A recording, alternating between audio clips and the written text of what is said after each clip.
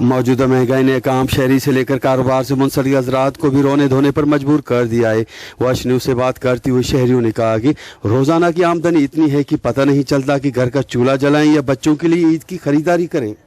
शाहबाज शरीफ appeal कना महंगाई हर चीज़ा कंट्रोल का गरीबन वास्ता का ईद पैकेज ऐलान का गरीबन वास्ता का जवानी पैकेज ऐलान का गरीबन वास्ता दवाई हर चीज़ महंगाई सस्ता का गरीबन अच्छे गरीबन चुक तालीम हासिल कुर्ता न कना सरासर सजे मुल्क में महंगाई लगी पई है। अॼु ख़ैर सां 17 रोज़ो आहे।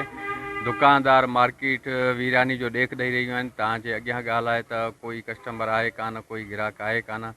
इन में ॾिठो वञे थो त हुकूमत जेकी बि अचे थी त उहा फेल थी थिए। उन एॾी महांगाइयूं एॾियूं टैक्सियूं त ग़रीब माण्हू ॿिनि वेलनि जी जेको आहे त मानी बि नथो खाई सघे, त उहो ख़रीदारी जे तरफ़ सोचे बि नथो सघे।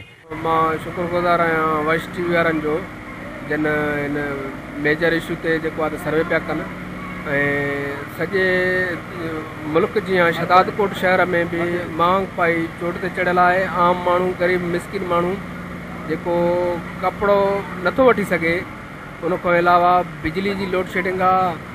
ऐं मां सम्झां थो हिन दफ़े जेका रमज़ान मुबारक में जेका हिननि महांगाई कई आहे, मां सम्झां थो तारीख़ जा रिकॉर्ड टुटी विया आहिनि।